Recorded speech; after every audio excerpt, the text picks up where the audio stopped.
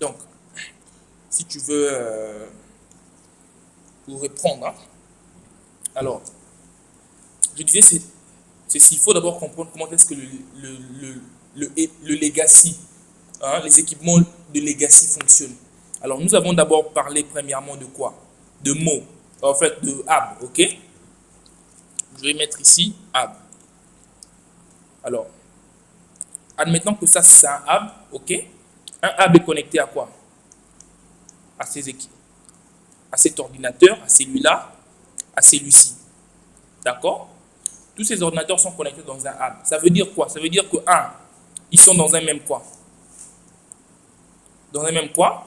Domaine. De quoi? De collision. Ok? Deuxièmement, ils sont dans un même quoi? Broadcast. Domaine. Broadcast domaine, ça veut dire quoi? Même domaine de diffusion. Ok? Diffusion. Alors, ça veut dire quoi, même domaine de collision? Ça veut dire que celui-ci, mettons que je vais prendre le vert, celui-ci, s'il envoie des données, ok? Et lui aussi, il envoie, il y aura quoi? Collision. Il y aura collision. Pourquoi? Parce que les deux ne peuvent pas envoyer au même moment.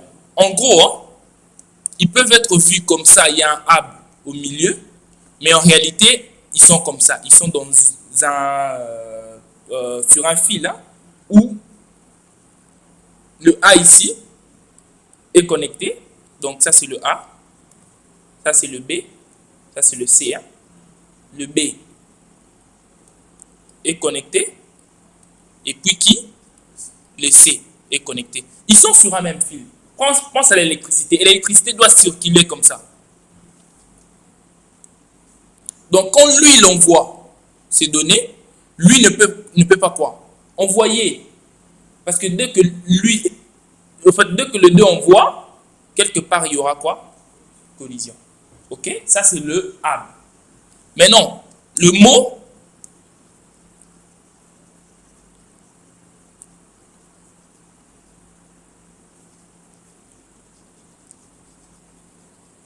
et ce qu'il faut comprendre, c'est que logiquement, en fait, physiquement, ils sont connectés, si tu veux. Physiquement, je reviens pour le hub.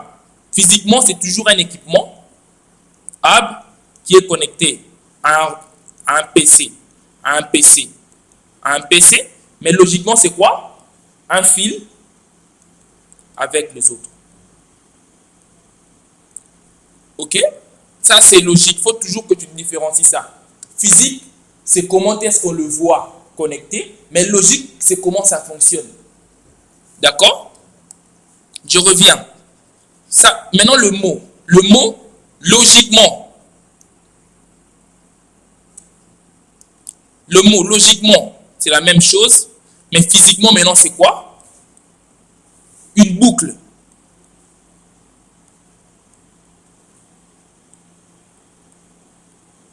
D'accord? Ici, est-ce qu'ils ont de collision? Non. Zéro collision. Pourquoi zéro collision? Parce qu'en fait, quand lui envoie les données, l'autre ne peut pas quoi? Envoyer. Il y a ce qu'on appelle un ticket qui est remis à quelqu'un. Lui, il envoie les données, ça visite tout le monde. Quand ça finit, qui d'autre encore envoie? C'est lui-ci. Il peut envoyer. Donc, tu ne peux pas envoyer au même moment avec l'autre. Chacun de vous a un tour pour envoyer. Donc, le problème de collision est enlevé. Mais l'autre problème qui reste, en fait, l'autre caractéristique qui reste, c'est quoi? Même quoi? Broadcast domaine. Domaine, je dirais ici domaine de diffusion. Ok? Même domaine de diffusion. Ça veut dire quoi? Ça veut dire que si lui, il envoie le données, ça va arriver chez qui? A, B, C, D. Même si j'envoyais à A, ça va arriver à A, B, C, D. Pourquoi? Parce qu'en fait, le mode ne sait pas identifier la personne à qui tu envoies. Ok? Il s'est dit, oh, je viens de recevoir un signal, laisse-moi l'envoyer dans tous mes ports. Ok? Donc, lui, il envoie directement, il fait quoi? Il envoie à tout le monde. Ça, c'est le mot. Après, tu as maintenant l'équipement qui va introduire ce que nous utilisons aujourd'hui comme étant quoi? Le switch. C'est quoi? Le bridge. OK? Comment est-ce qu'un bridge fonctionne? Ça, c'est les signes. Hein? Un bridge.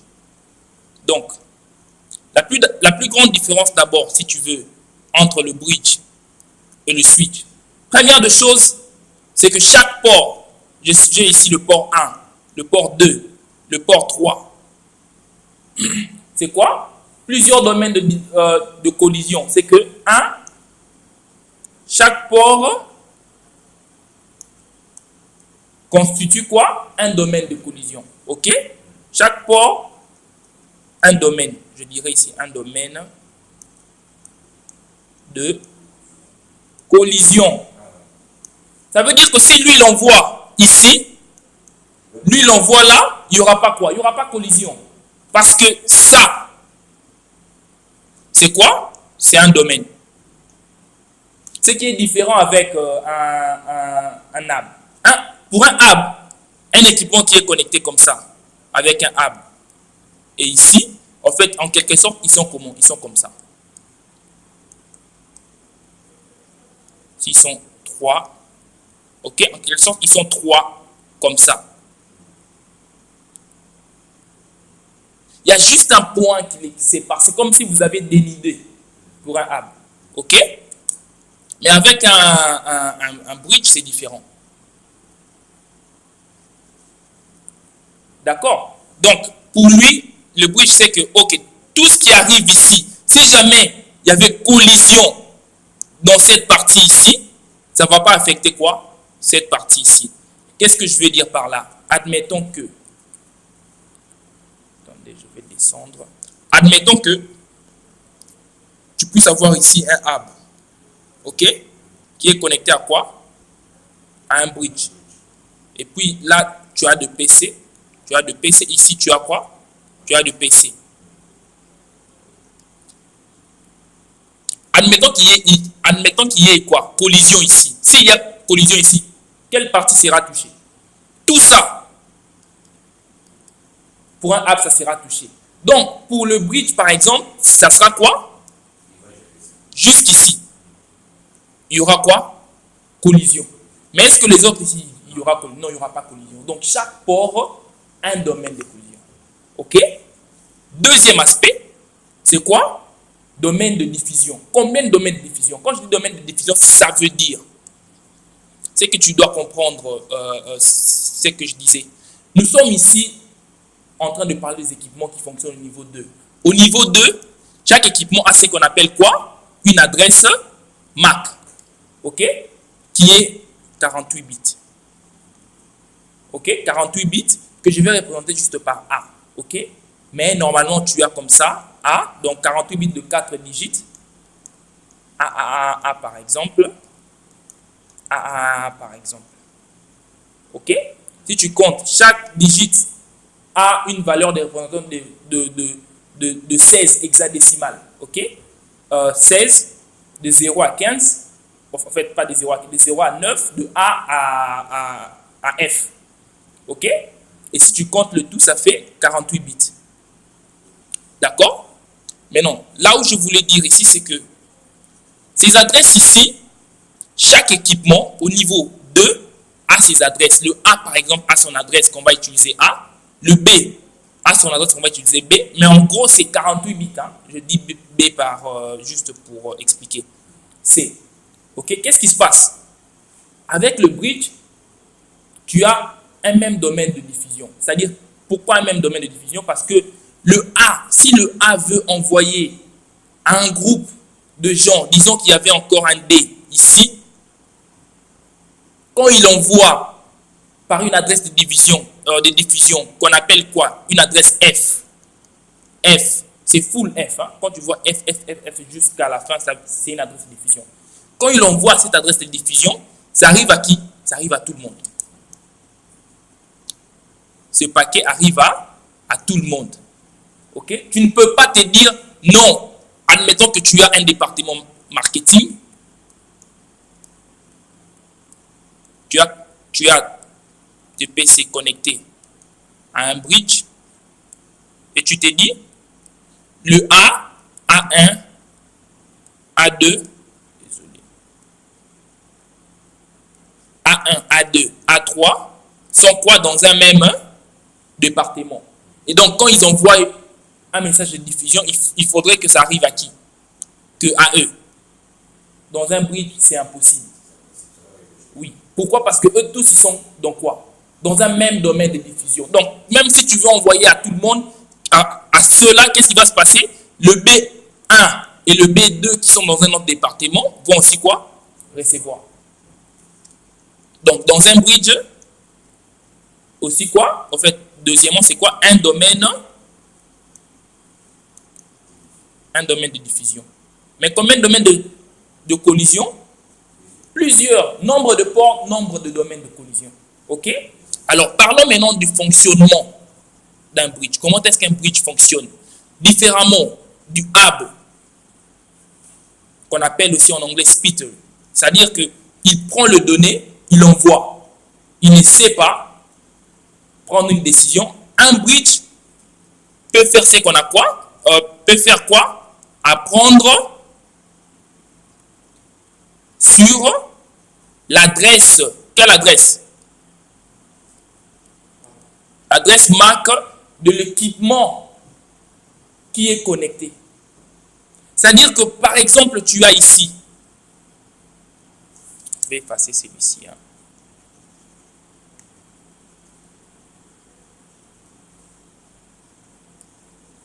Là, par exemple, tu as A, tu as B, tu as C, ok? Un bridge aura quoi?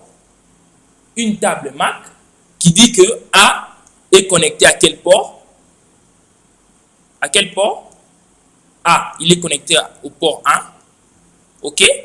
B, il est connecté à quel port? Port 2, ok? Et puis C, il est connecté à quoi? Port 3. Il sait tenir cette table. Pourquoi est-ce qu'il maintient cette table?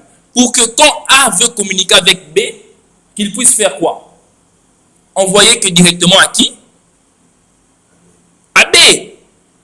S'il dit, oh, j'ai reçu un paquet qui provient de A, qui va vers B, il ne va pas se dire, écoutez, comme le A ou bien le mot, que c'est lui qui se retrouve, que c'est lui qui reconnaît le paquet, l'accepte. Non, il ne va pas se dire ça. Il va se dire, écoutez, je dois prendre une décision sérieuse. Ma décision, c'est quoi? Je vais un peu effacer ça pour bien décider. Il dit, je vais prendre une décision ici. Je connais que A se trouve où? Au port 1. OK? B se trouve où? Au port 2. Et puis, C se trouve où? Au port 3. Il dit, je connais que pour aller de A, en fait, quand je quitte A, je connais là où A se trouve. B, je connais là où il se trouve. Donc, pour communiquer de A à B, j'envoie le paquet, en fait, comment? A vers B. Est-ce que le AB, le mot, pouvait prendre cette décision? Non. C'est pour cela qu'ils envoient dans tous les ports. Le bridge, lui, ne peut pas envoyer à tout le monde parce qu'il a ce qu'on appelle quoi? Une table d'adresse MAC. OK? Alors, c'est quoi la différence entre un switch et un bridge? C'est que ton bridge, lui, c'est comme un software. C'est une application. OK? Tu peux créer ton bridge dans la machine. En fait, lui, il a une intelligence, mais cette intelligence est vraiment logique. D'accord? Mais quand le switch est venu, on a rendu cette intelligence un peu physique. On a créé un équipement qu'on appelle quoi? Le ASIC. OK? Application Specific Integrated Circuit. C'est vraiment un équipement au niveau physique qu'on a placé dans chaque switch pour prendre la décision de quoi? Vers qui je peux envoyer. Alors que le bridge le fait au niveau quoi? Son cerveau, c'est un software. Au niveau du switch, c'est quoi? C'est un équipement qu'on appelle ASIC. Ça, c'est trop de théorie. C'est juste pour t'expliquer comment ça fonctionne. OK?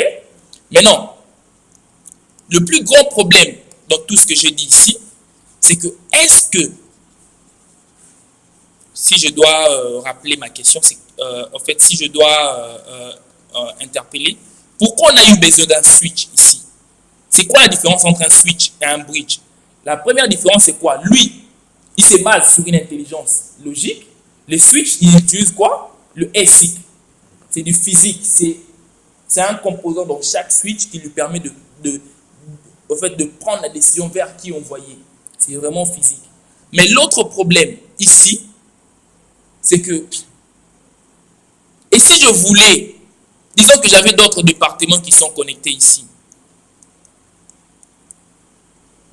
OK? Et si je voulais, moi, segmenter, disons que, oui, ils vont faire de la diffusion, mais je ne veux pas que ça soit tout le monde. Je veux que le département marketing parle entre eux. OK? Le département commercial aussi fasse quoi? Parle entre eux. Est-ce possible? Qu'est-ce qui peut me permettre de faire ça? C'est une technologie dont on va parler. OK? Alors, j'entre maintenant dans le switch. Là, on vient de finir le legacy. Si vous avez des questions, vous posez. Mais je vous laisse avec cette question pour introduire un nouveau chapitre très important. OK? Est-ce que vous avez des questions?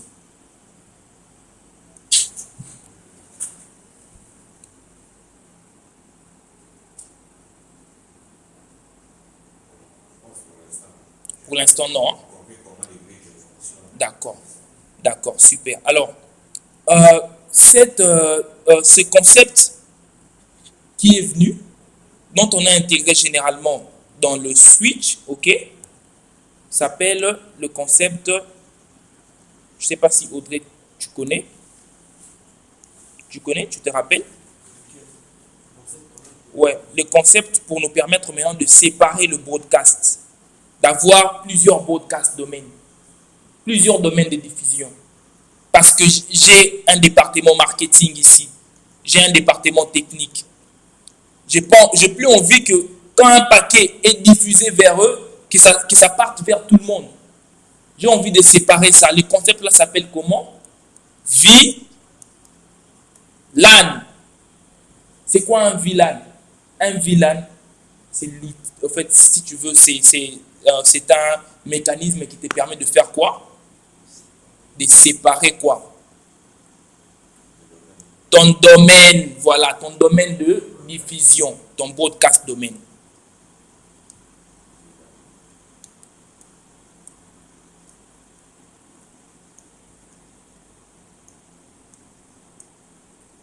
Ça veut dire quoi? Sachez que à la base, un switch fonctionne avec quoi? Même, donc plusieurs domaines de collision comme un bridge, mais même broadcast domaine. Pourquoi même broadcast domaine? Parce qu'un switch à la base fonctionne avec un VLAN qu'on appelle quel VLAN? VLAN 1. Quand tu achètes ton switch, tu ne fais rien. Tout le port se trouve dans quoi? Dans un même domaine de diffusion. Ça veut dire quoi VLAN 1? Ça veut dire que si tous ces ports se trouvent dans un même VLAN 1, qu'est-ce qui se passe? Si lui veut envoyer, même si tu as dit, ok, ça c'est le département marketing, commercial et tout, même si toi tu peux, si toi là tu veux envoyer un paquet de diffusion F, qu'est-ce qui va se passer? C'est vers tout le monde que ça va quoi? Partir. Pourquoi? Parce qu'un switch, quand tu l'achètes et que ça vient par défaut, ça vient avec quel VLAN? 1. OK? Et chaque membre que tu as ici appartient à un VLAN 1. Le VLAN, c'est un domaine de diffusion. OK? Ça te permet de séparer le domaine de diffusion. Si tout le monde appartient au VLAN 1, ça veut dire que tout le monde appartient à quel domaine de diffusion? À VLAN 1. Ça veut dire que tout le monde est membre d'un seul domaine de diffusion. Mais est-ce que tu peux créer plusieurs VLAN? Oui, tu peux créer. C'est pour cela qu'on a amené ces concepts. Pour que tu sois en mesure de faire quoi? De séparer. De dire, oh, le département marketing, je le mets dans quel VLAN? 2. Ah, là, tu as fait quoi? Tu as séparé. C'est-à-dire que ceux qui communiquent avec le VLAN 1 ne seront plus communiqués avec quel VLAN? VLAN 2. Maintenant, d'autres niveaux, comme au niveau expert que je fais, il y a ce qu'on appelle private VLAN. Je n'ai pas besoin de vous parler de ça plus tard, mais sans maintenant de combiner, parce qu'il y a des gens, il y a des ports comme ça, qui aimeront parler et au VLAN 1 et au VLAN 2. Genre le boss, il veut parler eux au marketing. Et alors lui, vous n'allez pas le mettre dans un VLAN différent. Il faut que vous le mettiez dans un VLAN qu'on appelle un super VLAN. Qui, au fait, contrôle les autres VLAN. Voilà. Mais ça, c'est un concept dont on parlera plus en sécurité. OK? Donc, je ne sais pas. Pour aujourd'hui, j'ai introduit ce qu'il fallait introduire. OK? Allez-y préparer le cours pour lundi. De mon ami. Comme ça, le belango bien. Je vais vous montrer en gros. Ouais, le lundi. Dans le routeur. Voilà. Ouais, le lundi, on va parler plus du routeur. Mais c'est que je voulais vous amener au switch parce que le switch, c'est vraiment un des concepts difficiles dans le réseau, c'est le switching. Dans beaucoup d'entreprises où je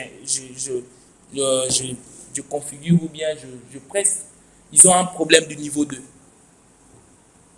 Le switching, c'est un des grands concepts qu'il faut maîtriser. Le routage, tu feras beaucoup de choses que vous allez apprendre dans le routage. Je ne sais pas même si vous aurez à configurer ça. Mais le switch, c'est ton problème, c'est ton bordel, c'est ton problème de chaque jour dans ce métier. OK? Donc là, vous avez vos labs.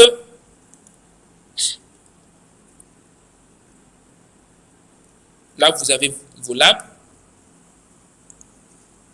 Oh là là. Attendez, je vais juste le montrer comme ça. Donc, on va commencer par ici, configuration basique du routeur, routage statique. Vous allez apprendre comment faire du routage statique, routage dynamique, d'autres protocoles dont on va parler et puis on ira voir le switch. D'accord? Pour aujourd'hui, je crois que on peut s'arrêter là si vous n'avez pas de questions. Ouais, j'ai une question. Posez-la. Ouais. Ouais. De collision. Ouais. C'est un peu là où ça mène un peu. Ok. Qu'est-ce que vous ne comprenez pas par domaine de diffusion? Ce que j'ai compris, ouais. Avec les explications de bridge, c'est-à-dire qu'avec le domaine, donc chaque machine qui est connectée à un bridge, ouais. la machine a la possibilité d'envoyer, vous savez, toutes les machines ont la possibilité d'envoyer des informations. Le bridge reçoit toutes ces informations-là. Ça, c'est domaine de collision. Donc, c'est facile. Hein? Pour le domaine de diffusion, ok. la différence que j'aimerais un peu savoir entre le domaine de collision et le domaine de diffusion, c'est là où ça m'embête. Alors, domaine de collision, c'est est-ce que quand vous êtes connecté, hein, est-ce que la manière dont vous êtes connecté, si vous envoyez le paquet, il y aura un court-circuit? Non, là j'ai compris. Ouais. Je voulais juste savoir un peu la différence de la définition entre les deux. Entre quoi? Domaine de collision et domaine de... C'est ce que je dis. C'est que, pensez aux collisions. Quand est-ce que une collision arrive dans un réseau? C'est quand cet ordinateur ici et cet ordinateur-là veut quoi? Veulent envoyer des informations. Et si c'est ces informations, parce que ce sont de pulses électriques, ok, ce sont de signaux électriques. Si ces informations viennent sur un même câble au même moment, qu'est-ce qui va se passer? Il y aura collision, c'est comme des électricités, deux phases, tu le mets au même moment, il y aura boum, court-circuit. Alors, au départ, à l'époque, parce qu'ils cherchaient à faire communiquer tous ces équipements, ils devaient faire quoi? Connaître comment séparer le domaine des collisions. Comment faire en sorte que quand ces équipements communiquent, qu'il n'y ait pas quoi? Collision. Donc, ça veut dire, excuse-moi. Ouais. Donc, le domaine de collision, ouais. C'est juste d'abord l'envoi des données. Non, c'est juste, en fait, c'est juste si tu veux, c'est juste comment est-ce que ces équipements communiquent pour que, voilà, en fait, le 2 c'est dans la communication, mais comment est-ce que ces équipements communiquent pour que l'électricité, parce que les données sont au niveau physique, câble, c'est son électricité, pour que l'électricité, ici et l'autre, ne fasse pas quoi? Ne puisse pas faire une collision. Tu vois? Alors, généralement, le hub et les mots, ce sont des équipements vraiment du niveau 1. C'est-à-dire que lui, il prend l'électricité et puis il diffuse de l'électricité. Donc, comment faire en sorte pour trouver les chemins pour que, quand lui il diffuse et l'autre diffuse, qu'il n'y ait pas quoi? Deux électricités qui se rencontrent et qu'il y ait collision.